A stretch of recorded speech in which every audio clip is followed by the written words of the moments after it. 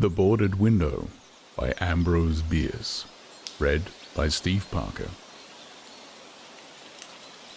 In 1830, only a few miles away from what is now the great city of Cincinnati, Ohio, lay a huge and almost endless forest.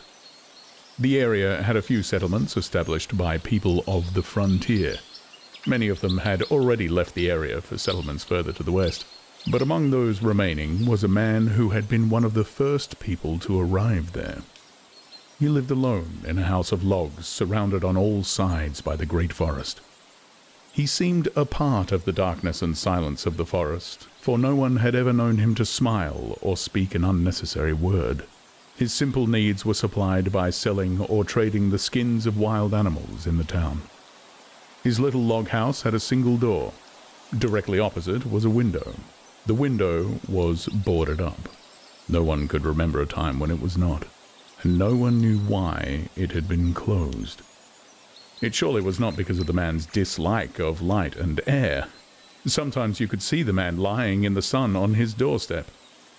I imagine there are few people living today who ever knew the secret of that window, but I am one, as you shall see. The man's name was said to be Murlock.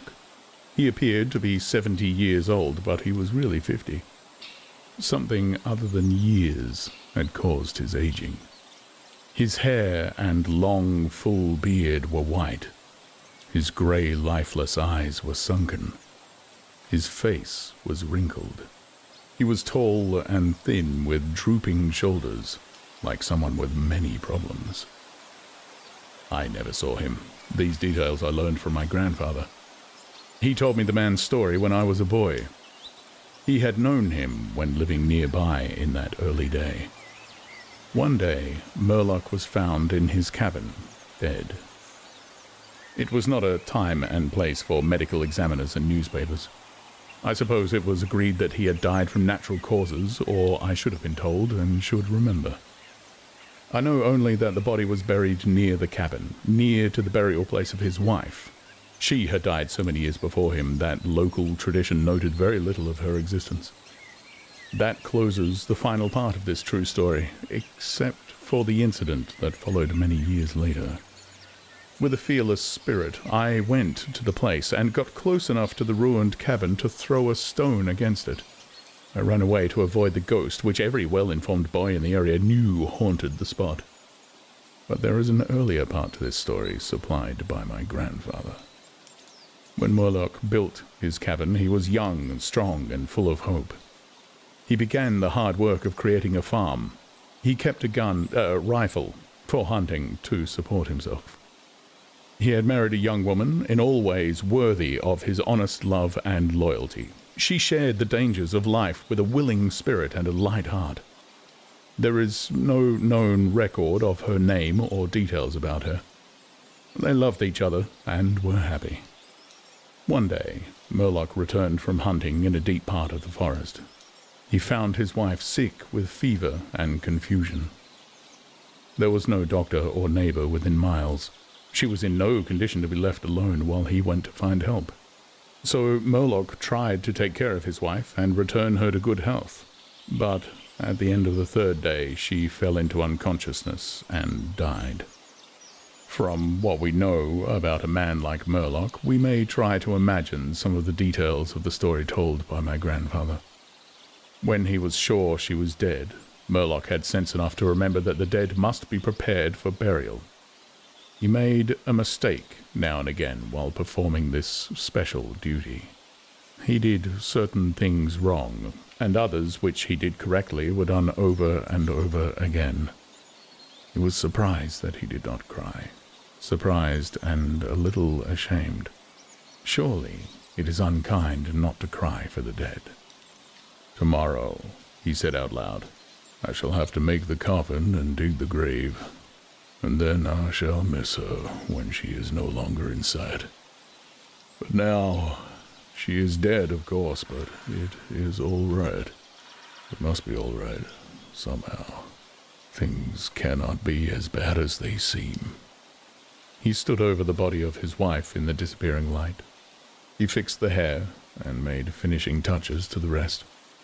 He did all of this without thinking, but with care, and still through his mind ran a feeling that all was right, that he should have her again as before, and everything would be explained.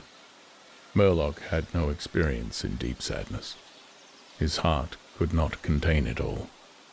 His imagination could not understand it. He did not know he was so hard struck. That knowledge would come later and never leave. Deep sadness is an artist of powers that affect people in different ways. To one, it comes like the stroke of an arrow, shocking all the emotions to a sharper life. To another, it comes as the blow of a crushing strike. We may believe Murloc to have been affected that way. Soon after he finished his work, he sank into a chair by the side of the table upon which the body lay. He noted how white his wife's face looked in the deepening darkness. He laid his arms upon the table's edge and dropped his face into them, tearless and very sleepy. At that moment, a long, screaming sound came in through the open window.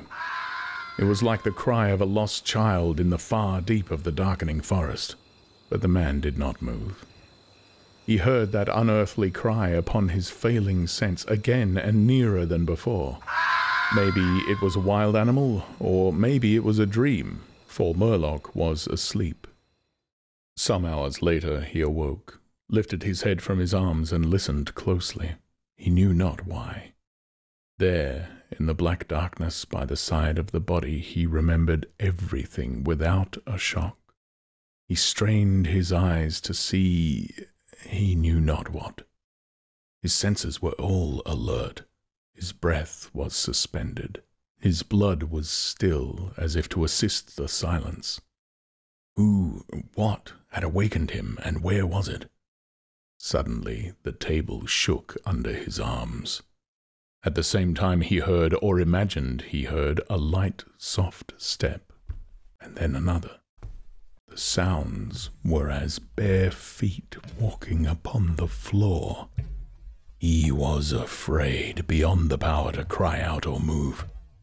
He waited there in the darkness, through what seemed like centuries of such fear. Fear, as one may know, but yet live to tell. He tried but failed to speak the dead woman's name. He tried but failed to stretch his arm across the table to learn if she was there. His throat was powerless. His arms and hands were like lead. Then something most frightful happened. It seemed as if a heavy body was thrown against the table with a force that pushed against his chest. At the same time, he heard and felt the fall of something upon the floor. It was so violent a crash that the whole house shook. A fight followed, and a confusion of sounds impossible to describe. Murloc had risen to his feet. Extreme fear had caused him to lose control of his senses. He threw his hands upon the table. Nothing was there. There is a point at which fear may turn to insanity, and insanity incites to action. With no definite plan and acting like a madman, Murloc ran quickly to the wall. He seized his loaded rifle and without aim fired it. A flash from the rifle lit the room with a clear brightness. He saw a huge, fierce panther dragging the dead woman towards the window. The wild animal's teeth were fixed on her throat. Then there was darkness, blacker than before, and silence. When he returned to consciousness, the sun was high, and the forest was filled with the sounds of singing birds. The body lay near the window where the animal had left it when frightened away by the light and sound of the rifle. The clothing was ruined. The long hair was in disorder. The arms and legs lay in a careless way, and a pool of blood flowed from the horribly torn throat. The ribbon he had used to tie the wrists was broken. The hands were tightly closed. And between the teeth was a piece of the animal's ear.